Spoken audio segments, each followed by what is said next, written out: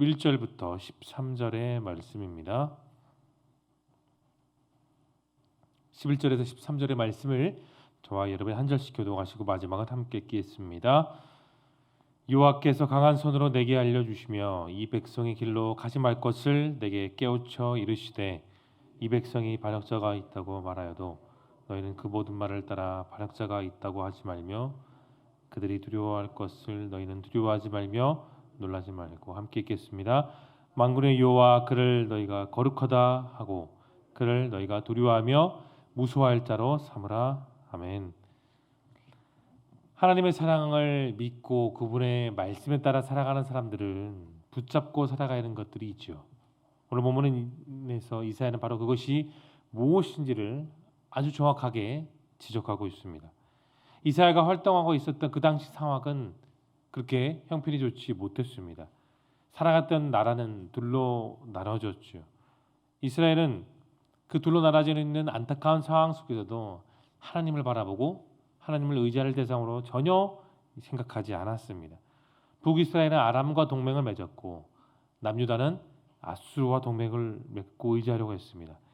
이스라엘의 이 마음속에는 여전히 안타까운 상황 속에 바라봐야 될 대상이 하나님이었지만 그들은 사람을 바라보고 강한 나라를 의지하기를 시작했습니다. 이들은 하나같이 강대국과 연합하기를 원했어요. 왜냐? 강한 힘, 강한 군사력이 있는 나라가 세상에서 가장 의지할 바라고 그들은 그렇게 착각했기 때문입니다. 또한 그들은 그 속에서 두려움을 느꼈습니다.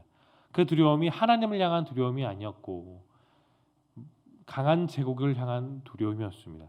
이 모든 것을 다 하나님께서 보고 계셨죠. 그리고 이사야를 통해 정말로 누구를 의지해야 되는지, 누구를 바라보고 누구를 경외해야 되는지를 알게 하셨습니다. 이것이 오늘 본문의 핵심입니다. 이어서 1번을 보겠습니다. 이사야는 이 백성의 길로 가지 말고 누구를 두려워하라고 말합니까? 오늘 보면 13절이죠. 13절에 이렇게 나와 있습니다. 만군의 여호와 그를 너희가 거룩하다 하고 그를 너희가 두려워하며 무서워할 자로 삼으라. 하나님은 이사야의 입술로 정확하게 말씀하셨습니다. 이스라엘 주변에 있는 강대국들은 물론 눈에 보이는 큰 나라였죠. 무기면 무기, 전쟁이면 전쟁, 그리고 전쟁에 동원할 수 있었던 병력이면 병력, 뭐 하나 빠질 것 없이 강한 나라는 맞습니다. 사실이지요. 그게 현실입니다. 그러나 이스라엘 민족들은 하나님이 택하신 하나님의 백성이었습니다. 수많은 나라, 수많은 인종, 수많은 나라에 있었던 민족 가운데 하나님은 중동에 있는 이스라엘 백성들을 선택하셨습니다. 그들이 세운 왕이 다스린 나라가 아니었습니다. 오직 하나님 한 분만이 그들에게서 진정한 통치자이십니다. 그래서 이사야는 말했죠. 만군의 여호와를 너희가 두려워하고 두려워할 분으로 삼으라. 그것이 그들의 운명이었습니다. 2번입니다. 이스라엘 백성이 마땅히 따라가야 할 것은 무엇인가요? 20절 본문에 이렇게 나와 있습니다. 마땅히 율법과 증거의 말씀을 따를지니 그들이 말하는 바가 이 말씀이 맞지 않으면 그들이 정녕 아침빛을 보지 못하고 당연히 따라가야 할 것은 하나님께서 주신 말씀, 그 율법과 그 말씀에 있었던 수많은 증거들, 확실한 증거입니다. 그것이 하나님께서 여전히 살아계심을 보이는 결정적인 증거이죠. 나라가 둘로 나눠지기 전에뿐만이 아니라 그 이후에도 지금도 하나님은 그들과 함께 계심을 보여주고 계셨습니다. 그것이 율법 말씀입니다. 하나님은 그렇게 그 땅에 심판하셨습니다. 불순종하고 자기 마음대로 자기 소견대로 살아갔던 자기 의지대로 살아갔던 그 선택받은 백성들을 다 심판의 길로 가게 하셨죠. 그러나 끝까지 남아 그런 상황 가운데 그 안타까운 상황 가운데 끌려가고 포로가 되는 상황 가운데서도 여전히 말씀 붙들고 기도하는 그 백성들을 통해 하나님은 회복의 역사를 이루셨습니다. 우리가 힘들고 어려울 때 우리는 부르고 싶은 대상들이 있죠. 어떤 분들은 어머니의 이름을 떠올리기도 하죠. 또 어떤 분들은 친구 이름, 또 어떤 분들은 사랑하는 가족의 이름을 부르기도 합니다. 작가 김소월은 초원에서 산산이 부서지는 그 이름을 부르다가 죽음에 이르는 자신의 이름을 부르기도 했죠. 그는 굳건을 상실한 조금의 이름을 안타까움 속에서도 불렀습니다. 그러나 소월의 초원처럼 우리가 넋을 놓아 그리운 이름을 불러도 상황이 변하지 않을 때 우리가 불러야 되는 단 하나의 이름이 있습니다. 바로 여호와 하나님이시죠. 우리가 인생의 한계를 경험할 때 정말 불러야 될 이름이 무엇인지를 우리 살아간 66권 성경은 한 분을 집중하고 우리에게 조명하고 있습니다.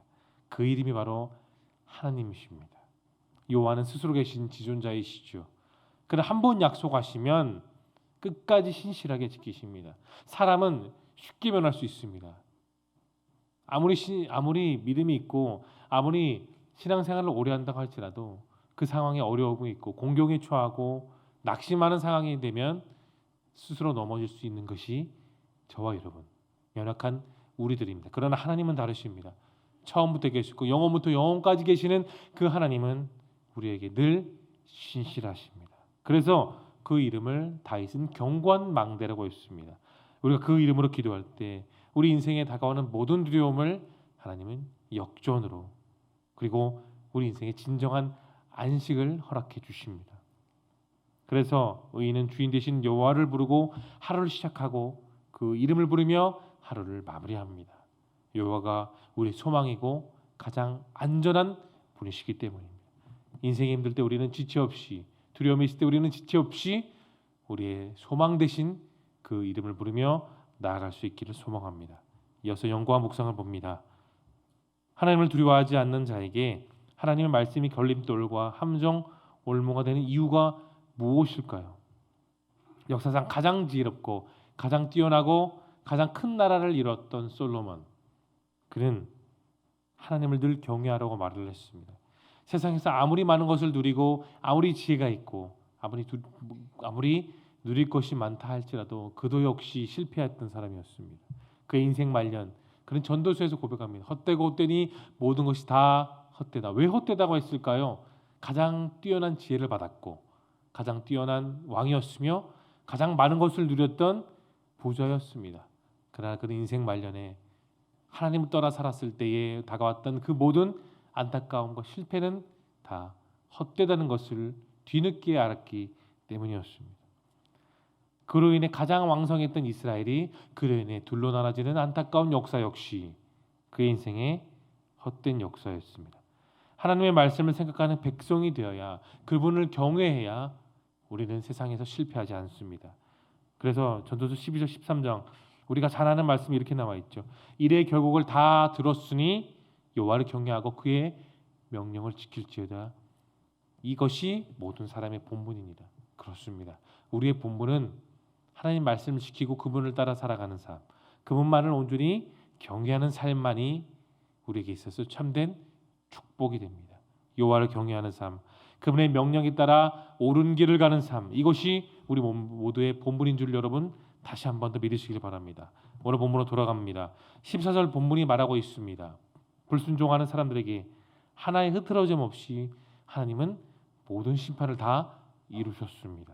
그러나 같은 그 상황 속에 똑같은 고난을 당하는 그 속에서 하나님 말씀을 끝까지 지키고 그분을 경외하는 사람들에게 하나님은 은혜를 허락해 주셨습니다. 사랑하는 성도 여러분, 하나님이 가장 아끼고 사랑하는 그 사람은 특별한 사람이 아닙니다. 특출난 사람이 아니에요. 바로 자신의 주인 되신 하나님을 두려워하는 사람입니다. 하나님을 경외하는 사람이 되려면 하나님을 항상 바라보며 그분의 놀라우심을 기억해야 됩니다. 전능하신 하나님께서 우리에게 말씀을 주셨죠. 그리고 그 말씀대로 하나님은 오늘도 의지하며 살아가기를 원하십니다. 세상 사람들이 하나님을 두려워하지 않는 이유는 그 하나님의 위대하심을 알지 못하기 때문에. 그러나 우리는 세상 사람들과 다르죠. 그분의 위대하심을 잘 알고 믿고 따르기 때문입니다. 여러분과 저는 오늘도 그분을 경외합니다. 하나님을 경외하는 자의 그 마음에는 하나님은 지혜를 주시고 경건함을 주십니다. 또한 이 하루를 살아가는 그 힘이 될 줄로 믿으시길 축원합니다.